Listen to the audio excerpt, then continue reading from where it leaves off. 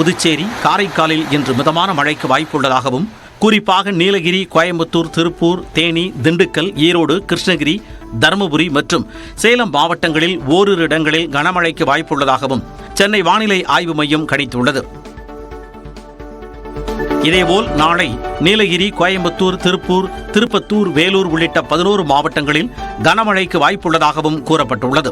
வரும் 4ஆம் தேதி வரை தமிழ்நாடு, புதுச்சேரி, காரைக்காலில் 3 டிகிரி செல்சியஸ் வரை குறைந்து இயல்பை ஒட்டி வெயில் இருக்கும் என்றும் வானிலை ஆய்வு மையம் கணித்துள்ளது. சென்னையில் இன்று அதிகபட்ச வெப்பநிலை 106 டிகிரி ஃபாரன்ஹீட்டை ஒட்டி இருக்கும் என்றும் சில நேரங்களில் ஓரளவு மேகமூட்டம் ஏற்படவும் வாய்ப்புள்ளதாகவும் தெரிவிக்கப்பட்டுள்ளது.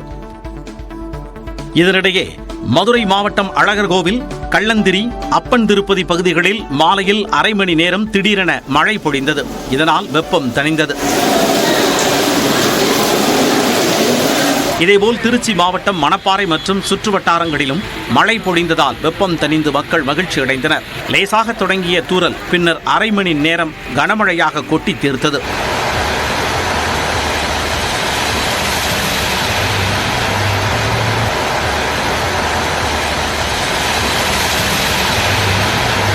வட தமிழ்நாட்டில் வெப்ப அலை இன்றுடன் ஓய்ந்துவிடும் என்று தனியார் வானிலை ஆய்வாளர் பிரதீப் ஜான் தனது எக்ஸ் பக்கத்தில் தெரிவித்துள்ளார்.